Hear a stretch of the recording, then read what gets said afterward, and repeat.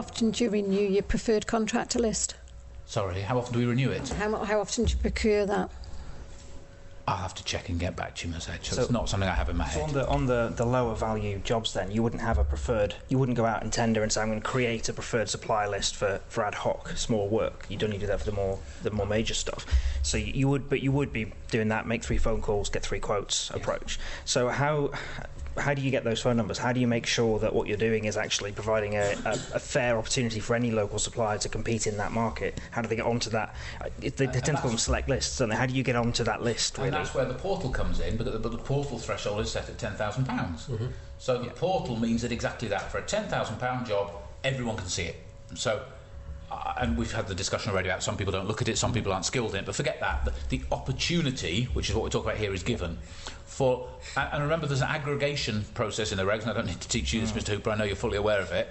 So you can't keep doing £2,000 jobs and going, well, that's fine then, they're all under 2,000, they aggregate. So if you're constantly ordering £2,000 worth of joinery, you very quickly get to the point where you think, actually, I need to go to the portal now because I've bust the threshold. And who monitors that?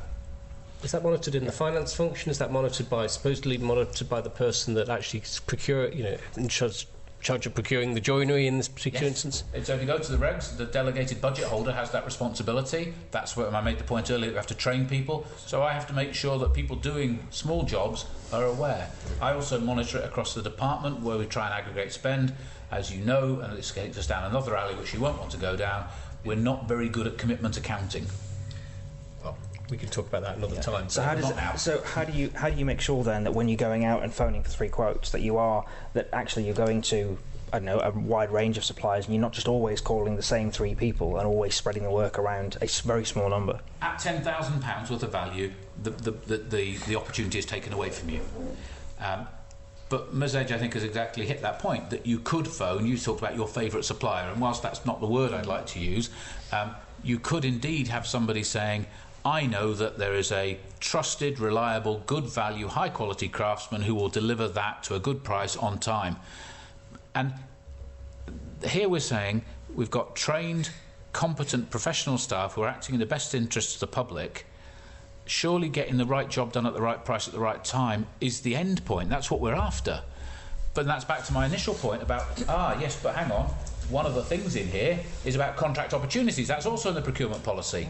So we could do the portal at £5, but you wouldn't go out and buy I was about to say a bottle of ink, but you'll work out how old I am. I don't think the issue there is about getting the right value, the right price. The question really is, yes, that seems like an appropriate process. You would want to make sure that you're getting a good price, and for low value, that makes sense. But after the fact, how do you go back then and demonstrate that what you have been doing is appropriate? It doesn't feel like there's some kind of wrap-up at the end. This is actually, how did we do this year? How have we spread the work around? Did we actually get best value? Because a lot of those comments, good value, turns up on time, good result, actually they're very subjective views, which are obviously going to be influenced by previous experience. But how do you then go back afterwards and say, well, I only spent £8,000 this year with that particular contractor? How do you know that was actually the best value? You can't unless you've had some kind of process around that. So the answer to that is the audit process. So repeated procurement like that would flag, and there would be an audit, a concern raised. But remember, the officers spending these amounts of money tend to be people who will have Sorry, can I just go back to that? You say there's an audit process. Who does that audit process? Well, you know, there's a full-scale process of auditing our work. So we have an audit process, and the Audit Assurance Division has a list of things in DoI they will do. Each year, the head of division will approach me and say, Nick, is there anything you're worried about? And the sort of things you're talking about are the things I will put forward to say... But AAD are very specific, and the head of AAD has told us himself they don't undertake any value-for-money work. They don't if you had this issue where actually we might have done quite a lot of tenders, a lot of this kind of mini quotes, and you might have spent 8,000 here and 8,000 there, but actually in total it could be that you've spent a significant amount of money with local suppliers that hasn't been subject to any kind of opportunity process, because there are a lot of local suppliers in these fields. So who's doing the value for money check? You can't do that, Mr. Hooper, because the aggregation is on the type of service and product. It's not just did I spend more than X with company Y, it's did I spend more than X on joinery, did I spend more than X on... So it does click in. And Mr. Hooper, I absolutely agree with you. There is a point and wherever you set the line, you will find a contract just one side or just the other side. And if it's just the other side, you'll say, what a lot of bureaucracy for £11,000 worth of work. On the other hand, you say, oh, I can't believe they didn't do more checking for that 9,000. There'll always be that. But if it's aggregating on the type of work, it is. You know in a year you're going to spend more than £10,000 on joinery, on carpentry, on bricklaying. So actually, why aren't all of those jobs just advertised on the portal in the same way? Because I'd be very unlikely that in a given year, the DoI, with its £200 million budget, is going to spend less than £10,000 a year on a particular service. And I haven't got the figures with me, but I suspect if you look at the portal, you will see a lot of our jobs there. Just earlier you were talking about on the select list you go for the cheapest tender first, and now we're talking about preferred suppliers or favourite suppliers, as I would call them.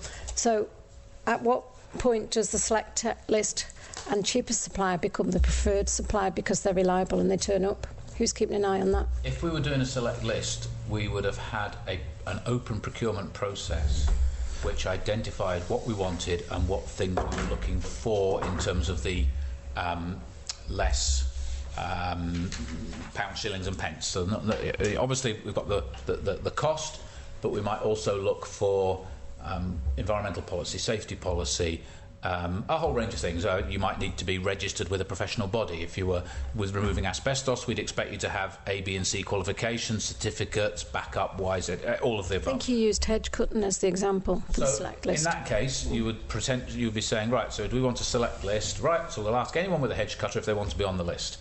So effectively, they would apply for the award, and if successful and they get through the quality checks and all of those things, they would go on the list with a price they'd bid for a certain type of work. And it could be set up regionally, it could be set up nationally, and if firm A were first, and let's say theirs were pounds X a metre, we would phone them. If they're not available and they say, actually I don't want that job, and depending on how you set it may be that they're required to attend, it depends on what you put in your contract, we might have to go to the firm that said 2x was their price because they were second on the list, and then on to 3x and so on and so forth. But we wouldn't be going out on the portal each time, and we wouldn't be tendering each time, because for the duration of that list, and a number of those lists can remain open, so you can ask to be added to them at any time.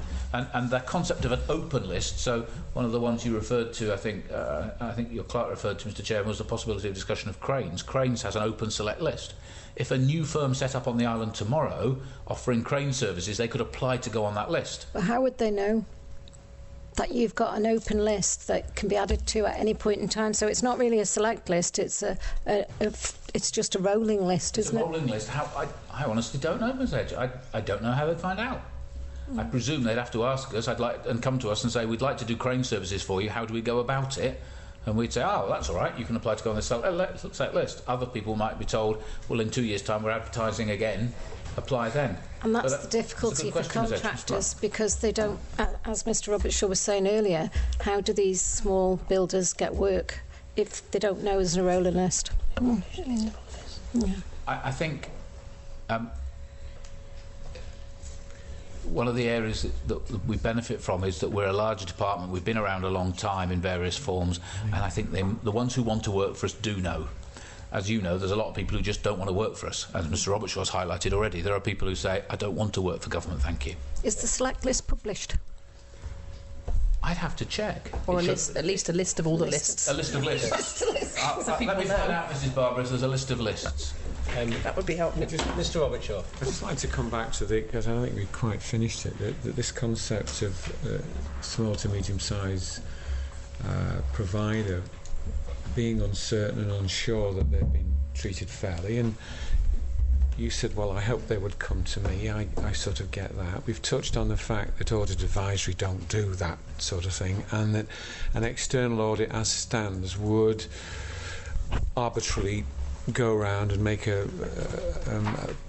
form of selection, I think you said, on the basis that they would ask you first where your concerns were. So what I was searching for was some form of thinking, I was all thinking through about how we might find some structural reassurance that people who felt unfairly treated had a clear method of expressing that without then subsequently being fear that they might be prejudiced. would you consider it sensible that in certain circumstances where people feel that way, in the future, that there was an arbiter who was somewhere else, who they could go to and say, this is the evidence I've got, I want to keep this private between us, would you please deliberate on this? And that would then give them, wouldn't it, the reassurance that they could express their views without feeling that they're being prejudiced. Would you be uncomfortable with that? As not at all. We should, because if we've done it right, why would we be uncomfortable? At the moment, I would suggest those people will be going to procurement services or to internal audit and raising concerns. And I know, in fact, but internal audit don't concern. They do appeals. Well, yes, they do the appeals, and they also investigate complaints where someone has complained there's been a breach of the financial regulations or there's been some misuse of public funds. And whilst I said to you they come and ask me, believe me, they also have a list of their own topics that they're not asking about. They're saying we will also be doing this year, which is absolutely right. So I, of course, don't get to set the priorities for the audit division. The director is good enough to ask me if I have concerns that I would like looked into, and I do every year say this is a sort of thing I could welcome reassurance on. That's their role, and they're good at it. How do those people find out that that's a process? And this is back to Ms Edge's question. Once you're in the system, it's quite clear. So if you're in a tender process, you know there's an appeals process because you're told about the appeals process as part of being in the system. And you can make an appeal, and the head director of internal audit of Audit Assurance Division, as it now is, does that appeal and reaches a judgment and gives advice back to the procurement team and back to ultimately I get their information and I have to make a choice about whether I proceed or don't proceed. As you know, we've been through before, I'm the accountable officer, so I have to make that decision. If we'd done something wrong, then I suspect I wouldn't be given a choice. But generally the advice I've seen is there are potential weaknesses in the way this was done, and we uphold the appeal. Our view is if you were to proceed, you might be subject to successful challenge, and obviously I would need to give great weight to that. But I think the combination of audit and the procurement team is the way to go, Mr. Robertshaw. I agree there should be somewhere they can go that isn't me. Yeah. And your role. And with respect isn't you know, or your role. Yeah, quite. It's not usually a political matter. It's a matter of was the process right? Was it done fairly? Was value achieved? Yeah. We've talked about huge projects. We've talked about stuff in the middle. If we can go right down to the very, very simple and straightforward day-to-day stuff, where a supplier of kit and equipment is called on a day-to-day basis by somebody who wants something for 50 quid, 100 quid, 920 quid, or whatever the hell it is. But that cumulatively, this just keeps building. It doesn't. Does that hit thresholds? It should do, because the same threshold applies. Should do or does? It does, because, and the benefit there is increasingly with these smaller amounts, we're using purchase cards where it's much easier to track the spend. Right. And I did hint at commitment accounting. We're going to e-requisitioning very soon, which is something that's been a while in development, and that will also help us because that'll allow us to see things as they build rather than me looking back at the end of the month going, hang on. Okay, thank you. So that'll help very much there. Mrs. Barber. I wonder if you can talk a little bit about the interface between contract management and project management and where you see that lying. They're not the same thing.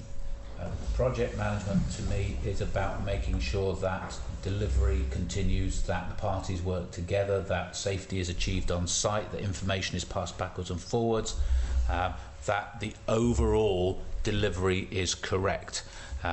And it bridges the gap. So a project manager will have to work quite closely with, in a collaborative way, the contractor, the subcontractor potentially, the design team, the architect, etc., and the client. The contract management, as I see it, is a more commercial function designed to say, did I as the client get what I'm paying for? Am I getting good value here? If I asked for a design that included 32 of unit X, did they build 32?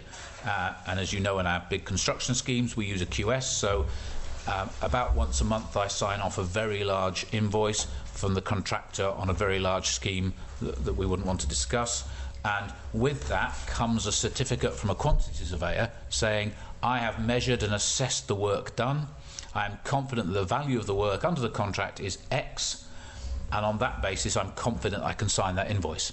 So they are saying they've done the right amount of work. That doesn't deal with the quality issue, it just says that work is done. Obviously I also checked with my project management team if there was any problem with it, but some defects, as you can well imagine, are latent and we wouldn't see at the time of construction. But contract management in that sense is something that starts right from the specification and goes right through to the closeout, because it's back to the point that one of your colleagues made before, Mrs. Barber, about wanting to make sure that the lessons are learned, and that's both lessons from us and lessons about the contractor that delivered it. So I see them very much as complementary skills. We tend to rely on colleagues in Attorney General's chambers and, as I said, on colleagues with experience to do that commercial role of have we got value for money. So if that was all in place when the NEC Farrago started, what went wrong? The NEC Farrago. Yeah. Sorry, Mr. Roberts. The NEC, the swimming pool contract. Oh, sorry. The NSC. NSC. What did I see? Not NEC is the contract. NEC is the former contract. NSC is the National Sports NSC, Centre. I beg your pardon, I do apologise. Mr. Robert Shaw, I'm afraid that's not one of our projects. We don't deliver that. We have a clerk of works provided to the job. We're not doing the project management. That is provided by another department, as you know. So our team hasn't delivered that scheme. Okay, so what do you think about the process then of working between departments that resulted in the NSC Farrago happening? I suspect you're more familiar with the details of what's actually happened. As I say, it's not my professional concern. Was DoI in no way involved in this at all? As I said, we provide a clerk of works to provide support on to the actual delivery element of the side. We've got clerk of works on the job. We're not doing the project management. We have teams supporting colleagues in education, but it would take a lot longer session than I've got, and I'd need to check on the detail. But we definitely provide a clerk of works, and we have had someone supporting the project management. So I'd rather not give you inaccurate information, Mr. Robert Shaw, because that wasn't something I've come prepared to talk about. I can happily go back to you and explain in writing exactly what our role was. In that case, however, I think you would start with how was the contract set up? What form of contract do you use? If I'm right in that there were multiple contractors, how was the relationship between them being managed? That was going to be a question, actually. Is my understanding of the core issue with the NSC was the multi-part contract award, so they had different awards to different subcontractors, and actually there was no real involvement by the sounds of things of the contractors themselves in that process. From your experience within DoI, have you had issues when contracts have been awarded in that way before, where you've had a main contractor and you have directly appointed the various subcontractors underneath? Under the old forms of contract, you could specify a subcontractor, but the relationship was still between the contractor and a subcontractor. What I find a difficult area, not impossible, but a difficult area, is when you directly contract with two parties on the same site. And if we go back to other times, the construction design and management regulations were designed to resolve the safety issues that created. But it would be naive to think it only creates safety issues, because you end up with buck passing and blame, and they didn't do their bit so I couldn't do my bit. It becomes a very difficult contract to manage. You end up almost with two main contractors because you have a relationship with two parties. If you look at some of the work we've got on another big contract, we may have specified someone we wanted to do subcontract work, but the contractual relationship is between the main contractor, and we don't step into that space. They manage that. So if the subcontractor fails, we take issue with the main contractor. Now, there are examples, of course. There are times when we do ourselves part of those schemes, so we might do surfacing work to finish a highway scheme that someone else has constructed. That's perhaps easier for us as the client to do that because we have an internal resource. Had I contracted a different party, and Mr. Robertson and I probably can think of one example there, you end up with, well, whose fault is that crack? And you'll just see people looking after their own professional indemnity cover, won't they? So, talking just then specifically about contract management, you said the AGs obviously have a large role to play within the oversight of that? No, they don't do the oversight. I've said they're providers with a great deal of support and assistance and guidance, which they do. I'm the accountable officer for the department, as I think you know. So I am responsible under this policy for securing best value. So who's the contract manager? For a big scheme, how would you identify the contract manager or the contract management team? The contract manager is our most suitable employee. So in a major highway scheme like Lazaire Road or Poole Rose Bridge, my colleague, who is the senior colleague for civil engineering construction, will do that work. I can happily name that individual, perhaps not necessarily in this format, but you would know who I'm talking about. Okay. And and if we were managing a contract for buses, I would either use the head of fleet or the Director of Transport Services as a person who would be managing, going to see. So if you're buying a vehicle, you might go part-way through the build to see it's been done correctly. You would manage, you would do the pre-delivery inspection, you would do the on-delivery inspection. You would make sure you'd got what you paid for to the standard you asked for. Okay. And is that something, you have someone who is absolutely purely contract manager, they've got training in that, they've got expertise in that, or we're just using someone who has expertise in that specific field and hopefully for senior staff who do that work, it is a part of their skill set. And that's in their job description. So we're looking for people who've got contract management skills. If I were appointing a new person in, let's say I had to replace the individual I just referred to as a senior leader in construction civil engineering, I would absolutely want to employ someone who not only has led a team of staff and who can work with design, but who can manage and deliver contracts. Absolutely. Okay, so then if we take a scheme that falls under one of the NEC framework contracts that we've talked about previously, there's an option then for an independent arbiter to come in. I assume where there's a disagreement, obviously, between your contract manager and with the project manager from the contractor. Who do you use for the function of independent arbiter? How does that fit in? The various contracts we have different provisions for arbitration. So some of our contracts have a provision that it's an individual appointed by the Isle of Man Law Society. Some of them will have a person appointed by a civil engineering profession. They'll have different ones. Okay. But they're an external professional. And pre-agreed by both parties at the outset of the agreement. The process of how they're selected is pre-agreed. So with the Law Society one, it doesn't say it'll be Advocate A. It says a person appointed by it, and you can object to the particular selection if you think they're conflicted, for example. Okay. And then, so just a couple of other bits, I'm conscious of the time. How would you deal with queries or concerns that come up during the contract raised by other departments who are invested in a process where it's a sort of shared procurement process?